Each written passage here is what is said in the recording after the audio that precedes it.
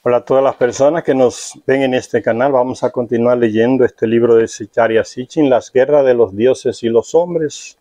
Los llamados dioses, que nunca fueron, ni son, ni serán dioses, son personas de otro planeta que llegaron acá. Los Anunnaki, se les llamaba en Sumeria. Más avanzados tecnológicamente que nosotros y que nos crearon genéticamente. Estábamos hablando de la era de Inanna o de Ishtar, ¿no? Que comenzó cuando ella eligió un muñeco, un fantoche, una vitrina ahí, un pelele, como decimos, para que gobernara y formara un imperio conquistando territorio. Mejor dicho, conquistando es una palabra muy fina que se usa no sé para qué, para hablar de una realidad tan cruel. No es conquistando, es robando territorio, arrasando ciudades, quemando, matando. Así se construyó el primer imperio en esta humanidad de la que formamos parte. Y quien dirigía eso por detrás todo era Inanna, y hasta participaba en las batallas con sus armas, ¿no? Matando terrestres. Eso es parte de esa creación del imperio, siempre matar a otros, robar y matar. Son actitudes, son cualidades, diríamos, cualidades negativas de todos los imperios, robar y matar. Dice que Inanna llegó hasta la plataforma donde estaba, que estaba ahí en las montañas del Líbano, donde descendían y salían las naves. Ocupó todo eso que estaba ocupado por Anunnaki, territorio que era prohibido a los terrestres. Lo atacó, quemó las puertas de entrada y los Anunnaki que estaban ahí vigilando prefirieron retirarse y no enfrentarla. Ocupó ese lugar porque quiere ocupar todo, el poder. Ahora le falta el espaciopuerto allá en el Sinaí, otro lugar estratégico, decíamos. Y sigue diciendo Zecharia Sitchin, hablando de esa situación, tal como se recoge en las inscripciones de Naram Sin, el último títere que ella tuvo ahí, para que le conquistara todos esos territorios con ejército de terrestres. Tal como se recogen las inscripciones de Naram Sin, Inanna viró después hacia el sur. Estaba en el Líbano. Dice, ahora conquisté ya aquí la torre de lanzamiento, la plataforma de lanzamiento, ahora miró hacia el sur. ¿Dónde? Ya donde está el espaciopuerto, en la región del Sinaí. Allá era el otro punto estratégico de ella, antes de intentar pasar a Egipto, donde estaban las pirámides, territorio de Marduk. ¿Ve? Tal como se recogen las inscripciones de Naram Sin, Inanna viró después hacia el sur, a lo largo de la costa mediterránea, desde el Líbano, bajando toda la costa, se llega hasta el Sinaí, lo que hoy Israel, Palestina, por ahí, y hasta Egipto se sigue. Por ahí en el Sinaí estaba el espaciopuerto, lugar estratégico para ellos, donde estaban las naves guardadas. Entonces se dirigió hacia allá, seguir su conquista, con su fantoche que era Naram Sin, que ella también lo tuvo como amante y lo nombró el jefe de su imperio. Por eso estamos hablando de la era de Inanna Ishtar. Esa fue la era imperial, primer imperio de nuestra humanidad. Se dirigió hacia el sur, estando en el Líbano, baja hacia el sur, hacia el Sinaí, tal como se recogen las inscripciones a lo largo de la costa mediterránea, y fue sometiendo a una ciudad tras otra, dirigiendo ella también el mismo ejército con Naram Sin. No se menciona en concreto la conquista de Jerusalén. Tiene que pasar por lo que hoy es Israel, bajando del Líbano toda la costa, llevándose todas esas ciudades a espada, a matanza, a robo, a quema. Tiene que pasar por Jerusalén también, que era un centro de control de las misiones. No se menciona en concreto la conquista de Jerusalén por Inanna y sus ejércitos al mando de Naram Sin. Jerusalén, donde estaba el centro de control de misiones. Una vez le expliqué cómo sería, qué es lo que es un centro de control de misiones. Pues es como lo que es hoy el centro de Houston, allá en Estados Unidos, desde donde controlan todas las naves que son enviadas al espacio, los satélites, las naves tripuladas. Ahí hay cantidad de gente en una construcciones, con unas grandes pantallas, en unas grandes salas, gente en computadora mirando todas las coordenadas en el espacio, por el camino por donde va desplazándose la nave que fue lanzada, el cohete. Es el centro de control de misiones, de ahí le mandan las órdenes a la nave.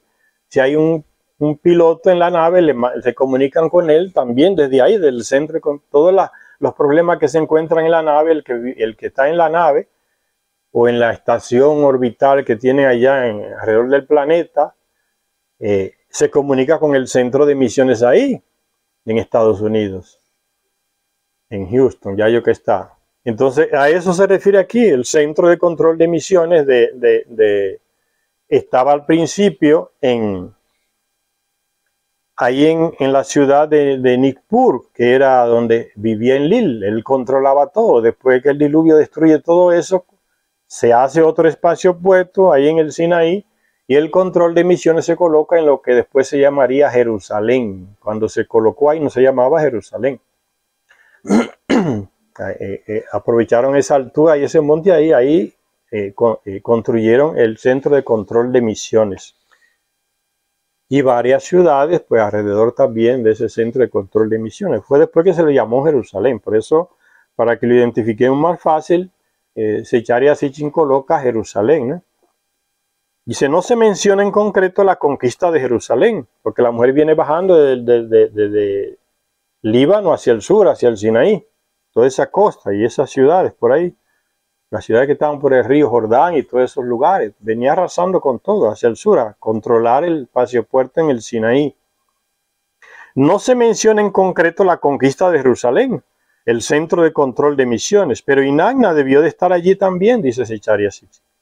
Pues sí que está anotado, ¿ve? Hay prueba, sí que está anotado que fuera a capturar Jericó, que está en el Valle de Jordán, en el camino que viene de...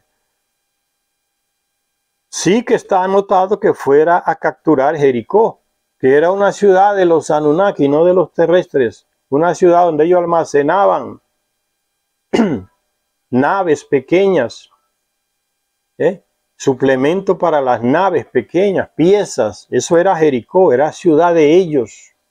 Por eso en Jericó no se encontró rastro de terrestres o de adoraciones de dioses, porque no vivían terrestres, era un ambiente urbano. Y los terrestres en esa época estaban en ambiente rural. Eso es lo que se ha descubierto por los arqueólogos actuales en la ruina de Jericó. Era una ciudad habitada por ellos, no por los terrestres. Un almacén de piezas y de naves pequeñas. Y hacia allá, por ahí, eso estaba en el camino que Inanna iba llevando hasta llegar al espaciopuerto en el Sinaí. Por eso se dice, sí hay constancia de que ella estuvo y que fuera a capturar Jericó.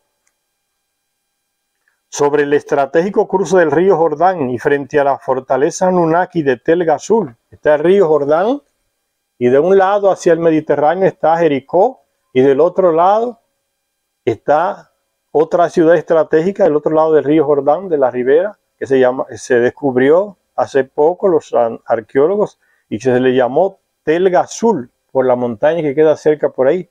Eran dos ciudades estratégicas al lado del río Jordán, una a la derecha y otra a la izquierda, para controlar el camino. Eran ellos que hacían eso.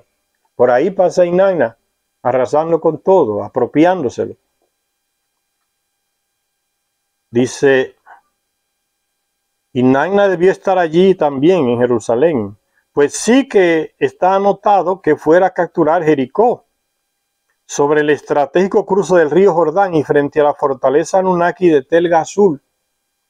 Jericó, la ciudad consagrada a Sin, Nainar Sin, el padre de Inanna, Naram Sin. Esa ciudad consagrada a Naram Sin, ni esa la perdonó. Era que iba arrasando con todo, quería todo para ella. No respetaba ni territorio de su abuelo Enlil, ni de su padre Nanar Sin, ni de nadie. La ciudad consagrada a Sin también se había rebelado contra ella, que venía a arrasarla. Dijo, no pertenece al padre que te engendró. ¿Ve? Era de Nanar Sin, el padre de Inanna. Y la ciudad se rebeló cuando Inanna fue a capturarla.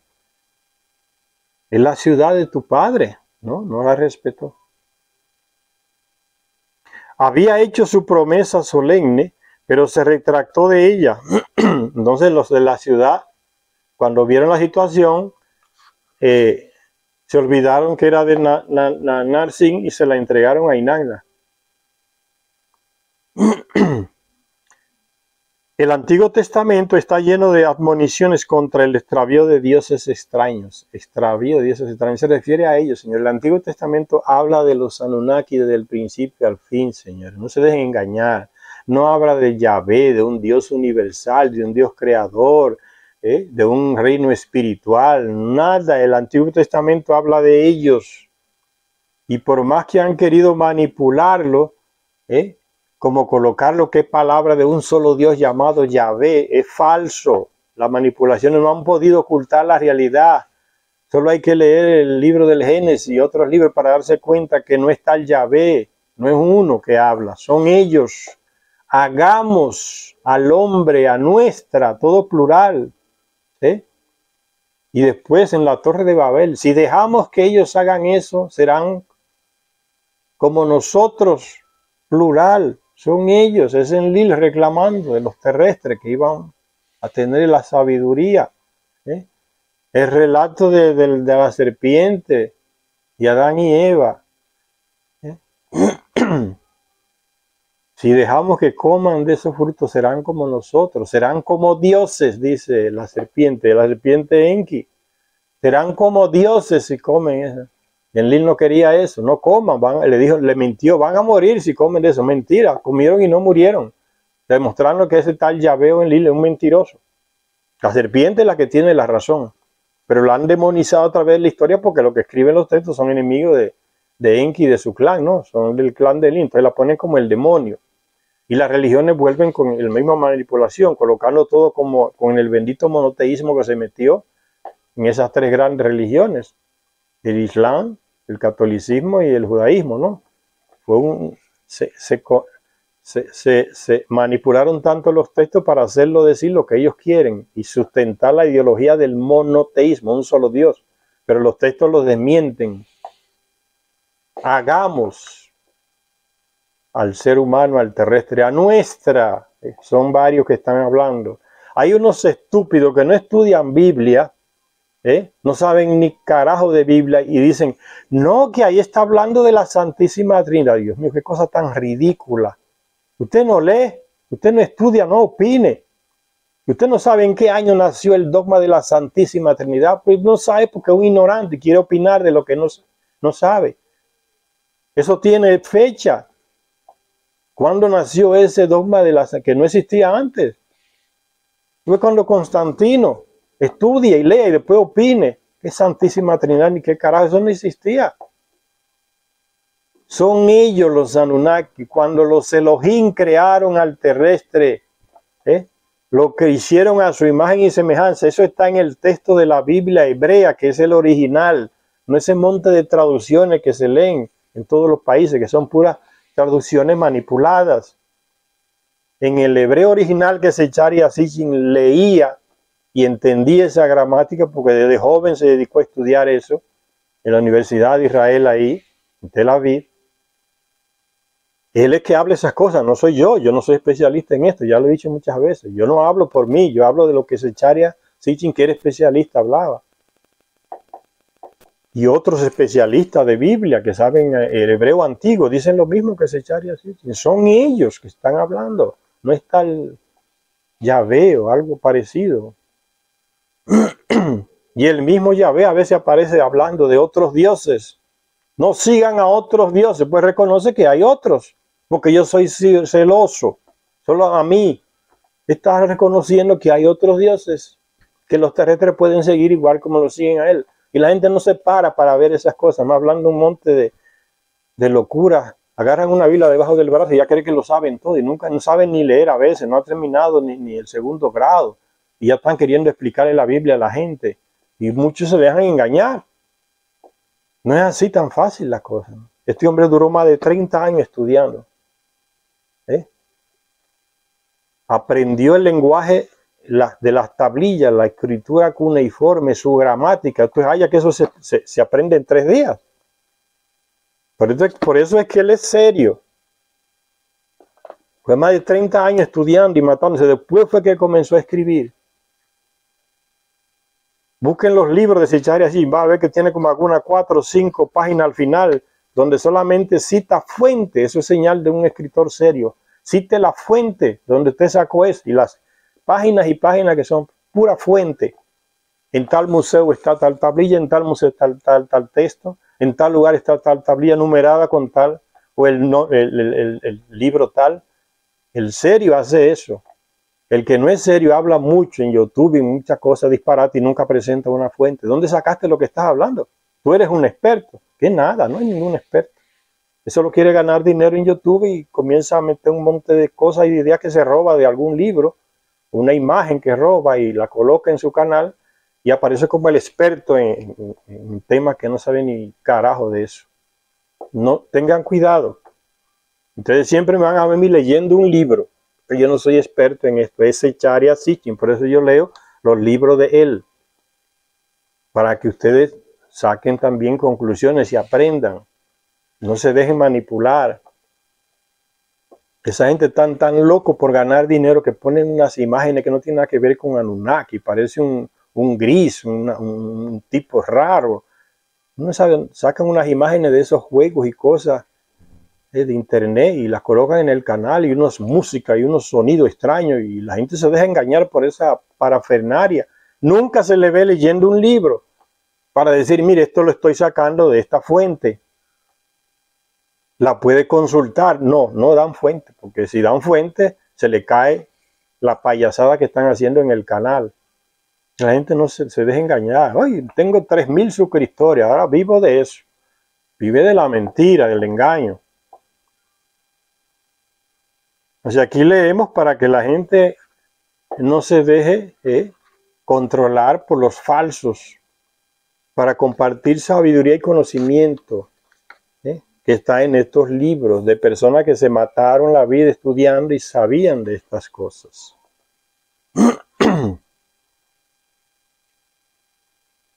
A mí no me inviten a charlas sobre Anunnaki porque yo no soy especialista en charlas de Anunnaki, yo no soy. Yo leo lo que Zecharia Sitchin escribió. No soy experto, yo leo y analizo 3 y 4 veces un libro de él. Entonces se lo doy a ustedes, que el que quiera que se interese por ese tema. Pero invitarme a mí a dar una charla sobre los Anunnaki, yo no soy experto en Anunnaki. Como esos que aparecen en YouTube por ahí hablando y hablando todo tipo de cosas. Y después van a dar charlas y cosas y ganan un dineral. Como que son expertos en eso, ¿no?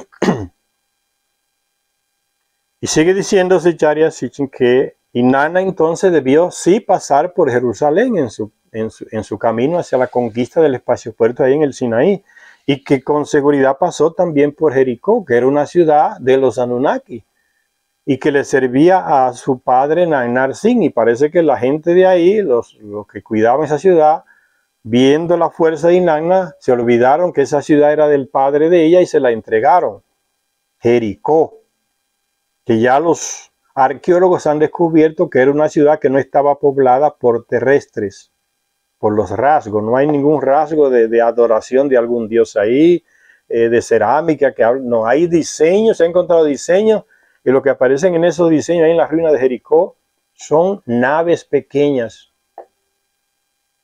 instrumentos pequeños que usaban ellos, los Anunnaki. La tecnología de ellos que está diseñada en algunas pinturas que han descubierto en las ruinas de Jericó, porque era una ciudad de ellos, de almacenar material y naves pequeñas, como por ejemplo las llamadas torbellinos.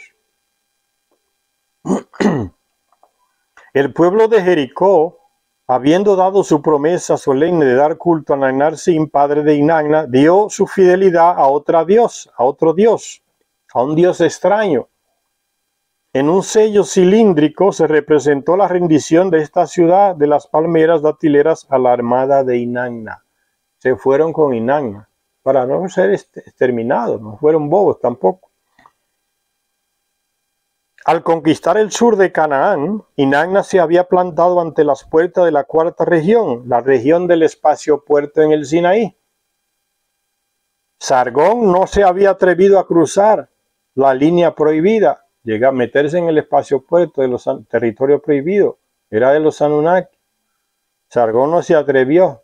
Naram Sin, apoyado por Inanna, igual, sí lo hizo, pero tuvo que asumir sus consecuencias, como veremos después. Sargón no se había atrevido a cruzar la línea prohibida, pero Naram Sin, espoleado por Inanna, sí que lo hizo. Una crónica real mesopotámica atestigua que Naram Sin no solo entró en la península del Sinaí, sino que también siguió adelante para invadir la tierra de Magán en Egipto. Se metió para invadir los territorios ya de Marduk y de Enki, ¿no? Es Inanna que lo está empujando. Inanna hace lo mismo que hacen los estadounidenses, señores. Mandan el ejército por el frente, usan países como están usando, como usaron a Ucrania, están usando, y después cuando ven la cosa fea se retiran y dejan que aquel se joda. Eso es lo que está pasando con Ucrania. Ya no hay dinero para Ucrania, ahora hay dinero para Israel. Porque el negocio está en Israel, como dijo Biden, no yo. La inversión en Israel, aprueben los millones que le estoy pidiendo, le dijo al Congreso. Apruébenlo porque es una buena inversión. Hablando de negocio, al tipo se le salió la lengua, se le fue la lengua. Es que es una buena inversión. Ya Ucrania no es una buena inversión. Es negocio, señores. Y el imperio vive de eso, del negocio, del dólar que corre para aquí y para allá. Vendiendo armas, comprando armas, robando recursos. La mayoría de las empresas de Ucrania están en manos de estadounidenses. La compraron a precio de vaca flaca. Ahora hay negocio en Israel. Cuando pase lo de Israel, ¿dónde habrá negocio? Donde ellos inventen otra guerra. Así que han vivido más de 200 años. La mayor parte de su historia han vivido de eso, de la guerra. Es una nueva dimensión del terrestre. El Anunnaki no llegó a tanto. El terrestre desenvolvió más lo que el Anunnaki le enseñó, a guerrear las guerras. Y ahora fíjense, está en una etapa, diríamos, superior. Guerras por dinero. Inversión, es una buena inversión, dice Biden. Es una buena, óptima inversión eso. O sea, da dinero. Qué desalmados son. Así con esa frialdad. O sea, los miles de muertos bombardeados. Y a ellos no le importa esa sangre de niños y mujeres y cosas. Y los gritos de los pobres palestinos reclamando. Que alguien nos defienda. ¿Quién los va a defender si son los mismos que le están mandando las armas a Israel? Controlan todo. La ONU es controlada por ellos, ya lo dije, todo. ¿Quién los va a juzgar? ¿El Tribunal Supremo de la Haya? No, esos son vendidos. No han conseguido juzgar a Israel después de tantas violaciones y crímenes que tiene. Mucho menos a Estados Unidos, que lo manda para el carajo. Y cuando quieren investigarlo, va y lo amenaza que lo va a meter preso a los jueces. Inmediatamente se cae el caso. Así va la situación, señores. Esta gente pues se le rindieron a Inanna y siguió ya llegando a las puertas de la cuarta región, donde está el espacio puerto. Dice que Naram Sin se atrevió a entrar, espoleado por ella, o sea, empujado por ella. Entra, yo te protejo. Lo tenía de mampara, ¿no? De monigote, de muñeco. Si pasa algo y te mata, problema tuyo. Y ya se retira y Naram Sin se lo llevó con el carajo. Y eso es lo que va a pasar, van a ver al final. Ve. Dice, al conquistar el sur de Canaán, Inanna se había plantado ante las puertas de la cuarta región, la región del espacio puerto. Sargón no se había atrevido a cruzar esa línea prohibida, esa línea roja. Pero Naram Sin, empujado por Inanna, sí que lo hizo. Una crónica real mesopotámica atestigua que Naram Sin no solo entró en la península del Sinaí, sino que también siguió adelante para invadir la tierra de Magán, a lo que hoy se le llama el Egipto, el territorio de Marduk o de Enki, sus descendientes. Dice el texto antiguo, Naram Sin, descendiente de Sargón, era nieto de Sargón, marchó contra la ciudad de Apishal e hizo una brecha en sus murallas, conquistándola. Capturó personalmente a Rish Hadad, rey de Apishal, y al visir de Apishal, o sea, el que le servía al rey, el hombre de confianza, el visir, el servidor del rey. Después marchó contra el país de Magán, ya eso es Egipto, y capturó personalmente a Mannudanu, rey de Magán. Entró en Egipto y capturó una ciudad y su rey también. Por otros detalles se ha confirmado la precisión de la crónica real babilonia mencionada aquí, de manera que no existen motivos para dudar de esta parte, por increíble que parezca, pues supone el paso de un rey humano y un ejército humano formado por terrestres por primera vez por toda la península del Sinaí, una región que era exclusivamente de ellos, los Anunnaki, los llamados dioses. Por primera vez se metieron los terrestres con un ejército, por ahí pasaron. Y nadie se lo prohibió porque la que guiaba a esos ejércitos era Inanna, que dijo que iba a coger todo el poder para ella, como se dice popularmente. Desde tiempos inmemoriales existía una ruta comercial entre Asia y África, entre todos esos territorios del Medio Oriente, que es Asia, hacia África, hacia Egipto, ¿no? Desde el Líbano, Siria, Turquía, bajando todo el mar, toda la costa del Mediterráneo hasta Egipto. Desde tiempos inmemorables existía esa ruta por ahí.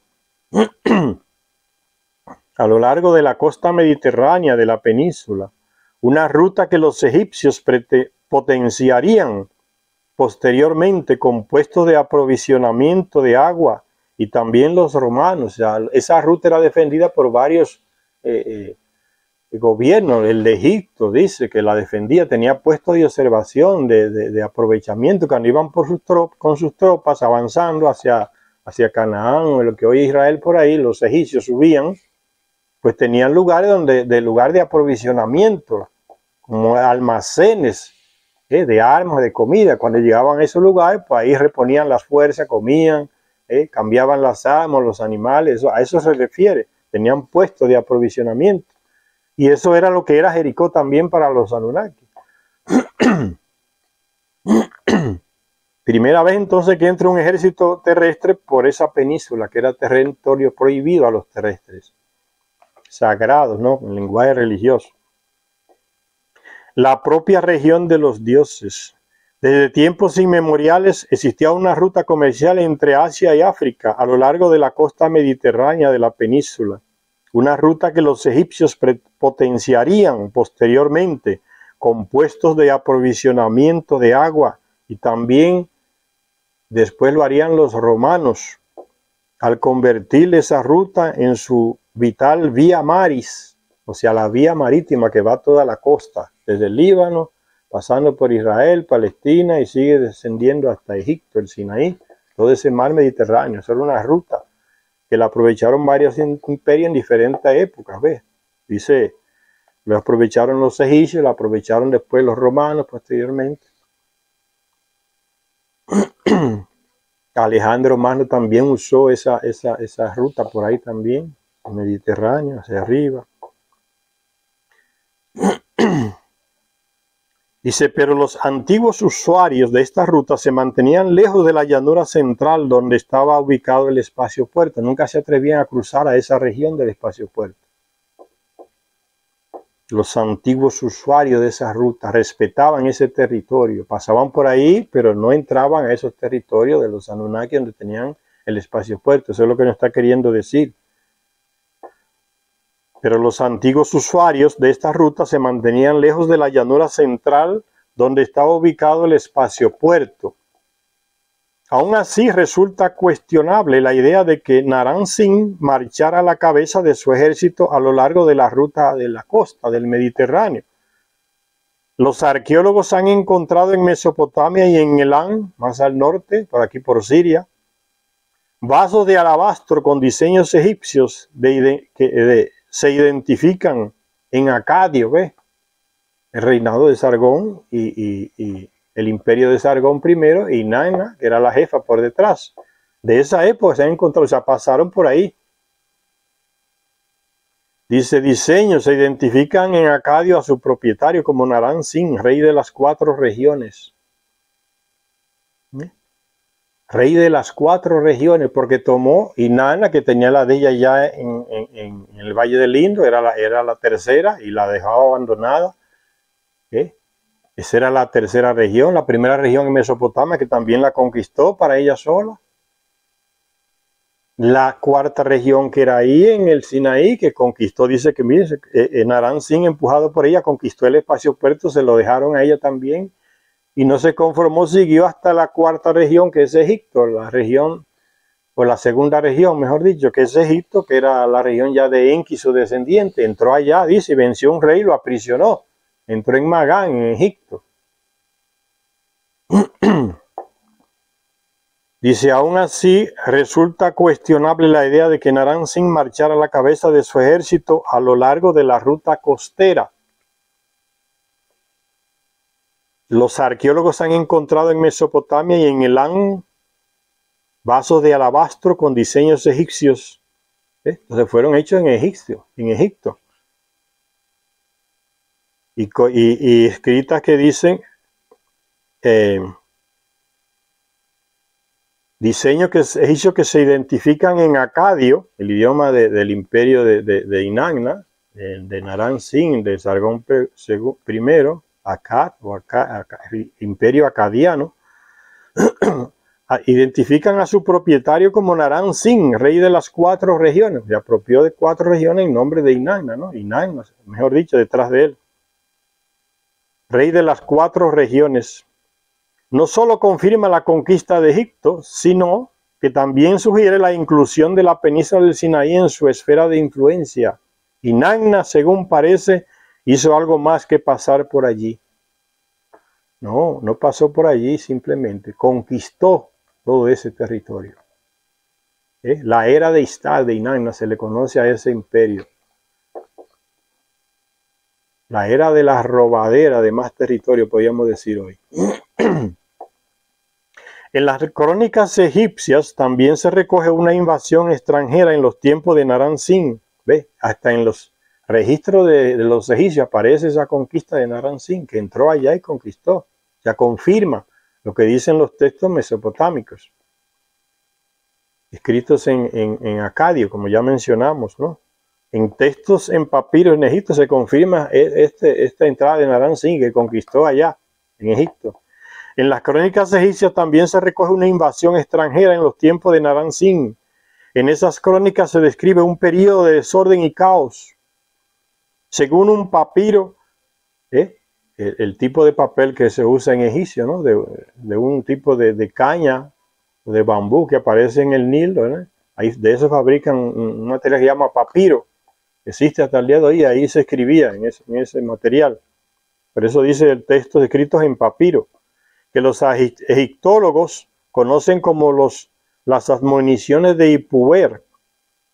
Y dice el texto, han entrado extranjeros en Egipto, refiriéndose a esos invasores mandados por Naram Sin e Inanna. Han entrado extranjeros en Egipto.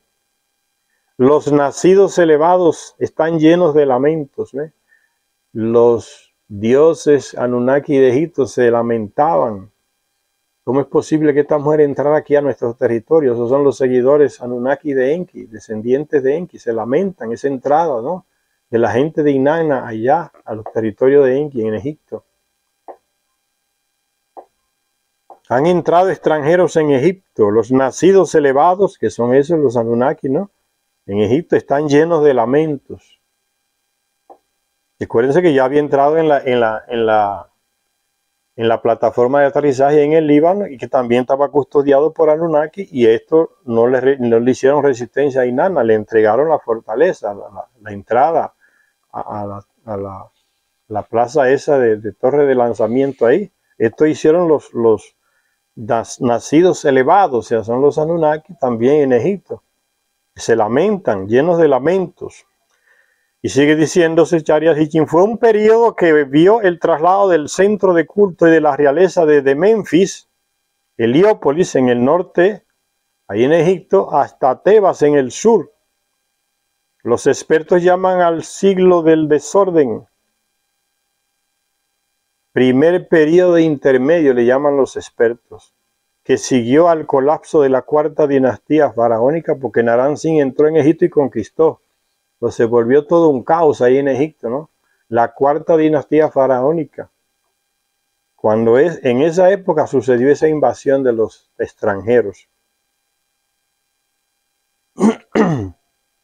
¿Cómo pudo Inanna meterse de forma aparentemente inmune, sin resistencia, en la península del Sinaí e invadir Egipto sin la oposición de los dioses de Egipto? Ni Marduk apareció.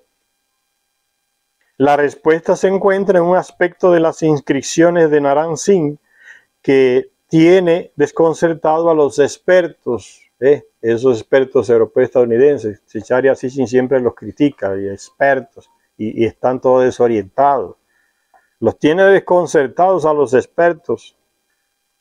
Unas inscripciones de Naram Sin. La aparente veneración de este soberano mesopotámico por el dios africano Nergal. Están desconcertados. ¿Cómo es que a Naram Sin se le veneraba en los territorios de otro dios, de Nergal? ¿Cómo pudo? Dice,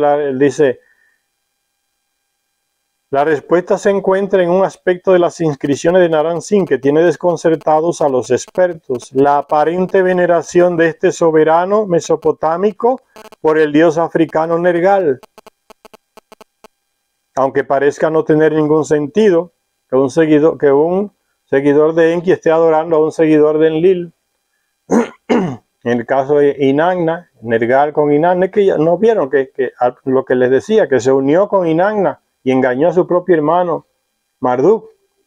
Nergal, que vivía ahí en África, en los dominios de Enki, de Marduk. Traicionó a su propio clan, se fue a favor de Inanna. Por eso Inanna entra casi sin resistencia a Egipto. Nergal no le revela que tenía ejércitos. Entonces, que se venere a un dios asiático, o sea, Inanna ahí en Egipto, el territorio de Nergal, no es nada extraño, es que estaban combinados, se apoyaban uno con otro. El traidor de su propio clan entregó sus territorios. Eso sucede hoy también. ¿Qué está pasando en Perú? Le han entregado todo a los Estados Unidos. ¿Quién fue que fue a felicitar a Lina Boluarte cuando tomó el poder? Le dio el golpe de Estado a Pedro, que todavía lo tienen preso. Quien la fue a felicitar y a dar el apoyo, ¿quién fue? La embajadora de Estados Unidos. Ustedes saben la cantidad de inversión que tiene Estados Unidos en las minas de Perú. Compañías estadounidenses e inglesas arrasando con las minas del Perú. Ya son unos agujeros enormes que le están dejando, y los ríos contaminados, y la gente muriéndose por la enfermedad y el cáncer. Los gobiernos no hacen ni mierda.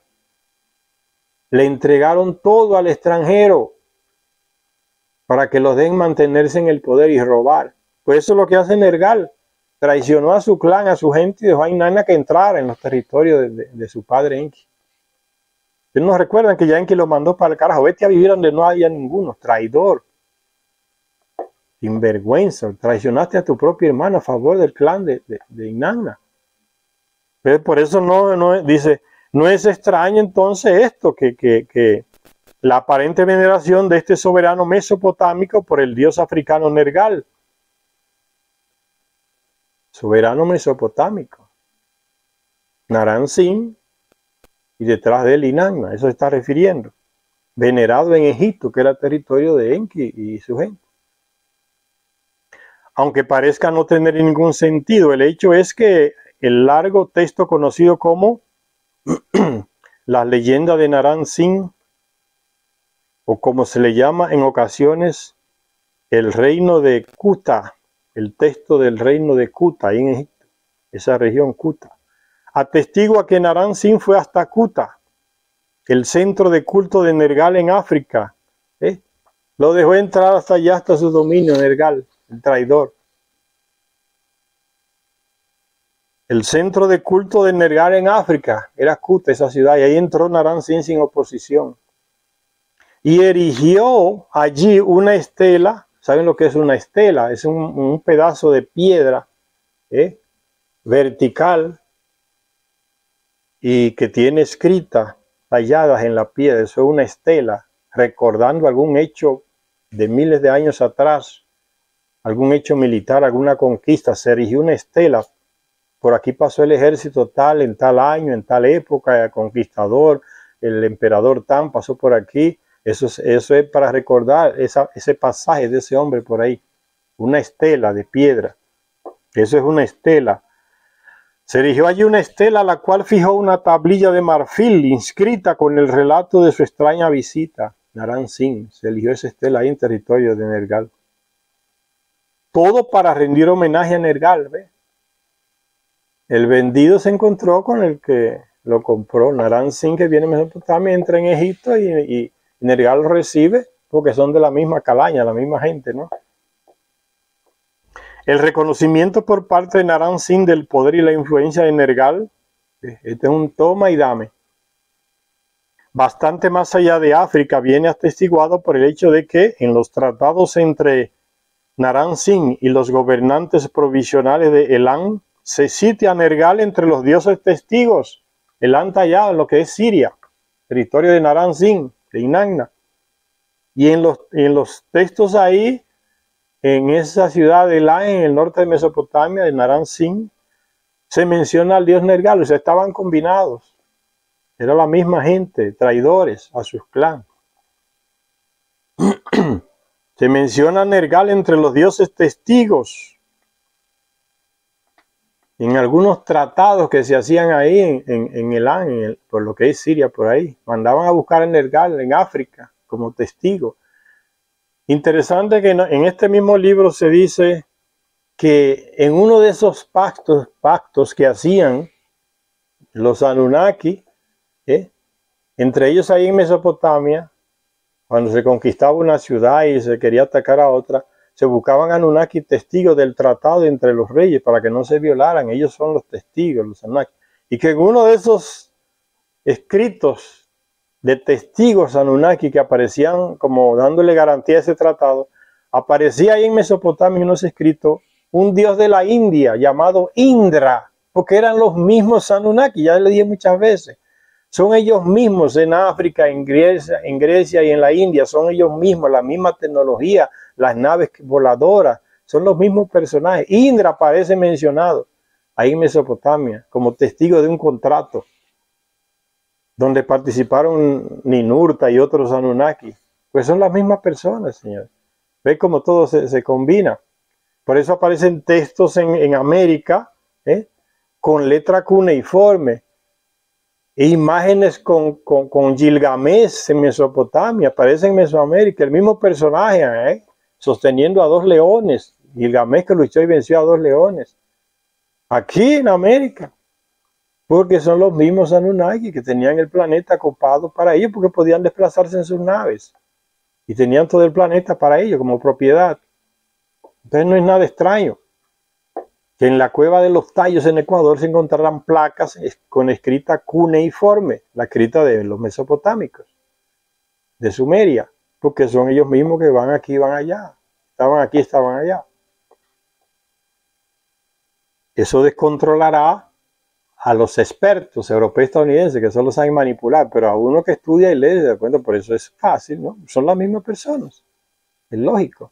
Si los negros que están en las cabezas de piedra por ahí, por Centroamérica, con rasgos africanos, ¿cómo es que? Porque los llevó Ninjicida. Y lo dicen las tablillas, ¿no? Sus seguidores de Egipto se los llevó todos allá. Seguidores de Egipto, está hablando de africanos negros, ¿no? Y entonces sigue diciendo que Nergal aparece como testigo en uno de esos tratados ahí en Elam, por ahí por el norte de Siria, territorio que es de la gente de Enlil, de Inanna, pero allá está Nergal, porque se vendió a ellos. Y en una inscripción que trata de la marcha de Naram Sin sobre la montaña de los cedros en el Líbano, el rey reconoce a Nergal en vez de a Iskur o Adad, que era el que reinaba por ahí, el hijo de Enlil. Reconoce a Nergal, más afín a Nergal que a Iskur, que era tío de Inanna, ahí en el Líbano. El rey Naram Sin reconoce a Nergal en vez de a Iskur o Adad, como el que ha hecho posible aquel logro de conquistar esa plataforma de lanzamiento en el Líbano. Dice el texto antiguo, aunque desde la era de la soberanía del hombre ningún rey había destruido nunca Armán y Ebla, las ciudades de esas regiones por ahí, el dios Nergal le abrió el camino al poderoso Naram Sin. Esas ciudades están en Egipto. Entra, conquístala, yo te apoyo. Lo dejó entrar en Egipto. Nergal. Él le dio a Armán y Ebla, está hablando de ciudades egipcias. Le regaló a Manos, la montaña de los cedros y el mar superior. La desconcertante aparición de Nergal dicen que Nergal era calvo. Había Anunnaki calvo, eso le heredamos de ellos también, las calvicies. Somos hechos a imagen y semejanza de ellos, había calvo entre ellos también. Y Nergal era uno de ellos, dice el texto, dice el mismo texto antiguo en el libro perdido de Enki, no yo. La desconcertante aparición de Nergal como una influyente deidad asiática y la audaz marcha del representante de Inanna, Naram Sin, sobre Egipto, todo ello violaciones del statu quo de las 4 regiones, que se tenía prohibido que uno entrara a otra región a invadir, según ellos los Anunnaki, los dioses. Todo eso se violó. Se violó el statu quo de las 4 regiones establecidas después de la guerra de la pirámide. Tienen una explicación. Mientras Marduk tenía su atención puesta en Babilonia, Nergal asumió un papel preeminente en Egipto. Más tarde, tras persuadir a Marduk para que abandonara Mesopotamia sin luchar, ya hablamos de eso, la amigable despedida se convirtió en agria enemistad entre los dos hermanos, porque Nergal lo engañó, logró sacarlo con mentira de Babilonia y lo mandó lejos para él realizar su plan con Inanna. Entonces la amistad se agrió entre los dos hermanos y esto llevó a una alianza entre Nergal e Inanna. Pero en la medida en que se defendían uno a otro, no tardaron en encontrarse con la oposición del resto de los dioses o Anunnaki, ¿no? En Nippur se celebró, ahí en Sumeria, en Nippur, la ciudad de Enlil, donde tenía su residencia o templo, como le decían los terrestres. En Nippur se celebró una asamblea de los dioses. O sea, se reunieron varios de los Anunnaki, eso quiere decir asamblea de ellos, de los dioses. Se reunió la asamblea de los dioses para tratar de las negativas consecuencias de las hazañas de Inanna, ¿no? Conquistar tanto territorio, las 4 regiones. Incluso Enki coincidió en que había ido demasiado lejos, Inanna. Y Enlil promulgó un decreto para su detención y juicio, ¿ves? Le pasó por encima todo lo que era de su abuelo Enlil. Conquistó el territorio que era de otros Anunnaki. Llegó al territorio de Enki en Egipto y conquistó territorio allá con la ayuda del traidor Nergal, hijo de Enki. Entonces se reúnen los principales Anunnaki, Enlil, Enki, Ninmah y otros Anunnaki principales. Y dicen, no, ya, esta mujer se pasó de la raya. Y entonces dice que se concluyó con una orden de detención de Inanna. Dice, incluso Enki coincidió en que había ido demasiado lejos y Enlil, que era su abuelo, promulgó un decreto para su detención y juicio. Metan la presa, vamos a enjuiciarla. Se pasó de la raya esta mujer. Sabemos de estos acontecimientos por una crónica a la que los expertos titulan La maldición de Agadé. Fíjense que en Agadé fue la capital que el primer muñeco de Inanna, aquel rey Sargón I, muñeco y amante de ella, levantó ahí en Mesopotamia. Con el apoyo de Inanna, Sargón I, Sarruquín, creó esa capital en Agadé, que significa unidad, igual que la capital del primer rey de Nibiru, Agadé, que significa unidad. Pues hicieron una copia de lo que hay en Nibiru. Y entonces ese imperio se le llamó el imperio de Agat o Akat, como se le llama también. Y hay un texto que dice la maldición de Agadé, la capital del imperio de Akat. Tras llegar a la conclusión de que Inanna se les había ido de las manos, a los grandes jefes Anunnaki, se promulgó contra ella la palabra de Lekur, el sagrado recinto de Enlil en Nippur. Su abuelo comandaba ahí en Nippur, tenía Lekur la residencia de Enlil. Entonces él la mandó a meter la presa, tráigala y meten la presa, porque ya se pasó de las rayas. Se metió en todos los lugares, no respeta a nadie. Y como diciendo él, aquí el que manda soy yo, no es ella. Y la mandó a meter presa, dice, y a hacerle juicio, a pasarla por un juicio, aunque era su nieta. Dice, se promulgó contra ella la palabra de Lecur, el sagrado recinto de Enlil en la ciudad de Nippur. Pero Inanna no esperó a ser arrestada y sometida a juicio. Dejó su templo y escapó de Agadé. No fue en un burro que escapó, ni en un mulo, ni en un caballo. Agarró su nave. Pie pa' que te tengo. Se fue volando en su nave. ¿A dónde? Aquí no dice. Pero dice que escapó porque le iban a agarrar y a meter la presa. O los jefes Anunnaki, Enlil, Enki y los principales. La palabra de Kur estaba sobre Agadé, que era la capital del imperio de ella, ahí en Akkad. Ahí ella vivía, recuérdense que se fue a residir ahí. Sargón le construyó una casa enorme, una residencia, y como dicen los terrestres, un templo, y ella se instaló ahí. Ahí tenía su residencia lujosa y lo tenía él también para comérselo todas las veces que quisiera, en la cama. Entonces de ahí que ella escapa cuando Enlil, su abuelo, dictamina por decreto, agárrenla y metan la presa y le vamos a hacer un juicio. Se subió en su nave y se fue. Dejó su templo y escapó de Agadé. Templo quiere decir la residencia de ella, ¿no? Y dice un texto antiguo, la palabra de Lecur estaba sobre Agadé, como un silencio mortal en ese texto que se llama la maldición de Agadé. La maldición es eso, ¿no? Que Enlil decreta, no, ya basta con esta mujer. Agárrenle, metan la presa. Se acabó Agadé y el imperio que ella tenía, la era distal. Por eso se dice el texto, la maldición de Agadé. La palabra de Lecur estaba sobre Agadé como un silencio mortal. Toda Agadé estaba temblando. El terror invadía su templo de Ulmas, el templo que le construyó Sargón I a Inanna, ahí en Agadé. Ulmas.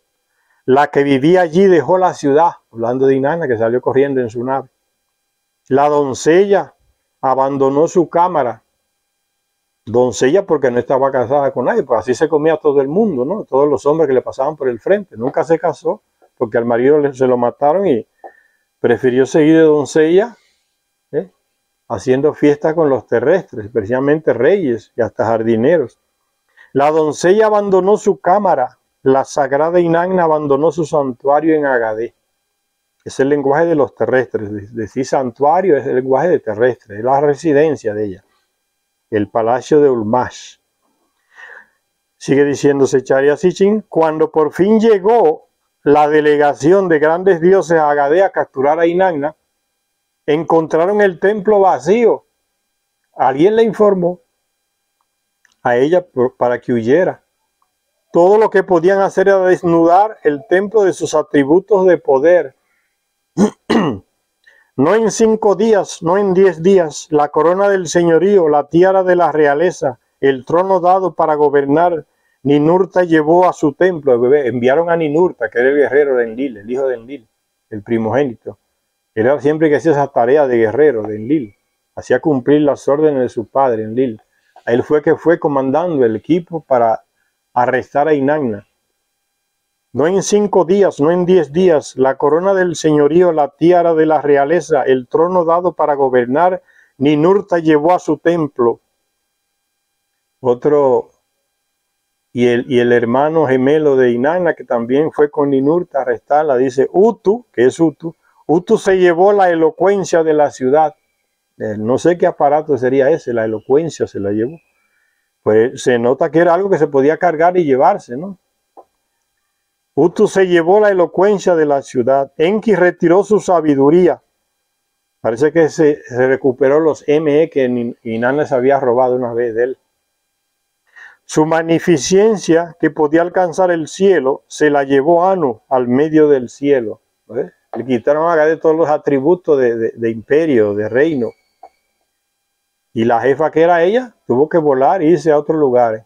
Vaya que se llevó a Naram Sin para defenderlo. No, se fue ella. Naram Sin que se la arregle como puede. Es lo que le dije. Estados Unidos hace lo mismo. Siempre ha hecho lo mismo.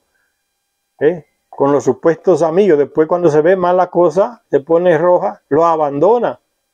Ya ha hecho eso con muchos países. Lo hizo con Saddam Hussein. Primero era amiguísimo de Saddam Hussein y lo armaba para que atacaran a los iranianos con armas químicas.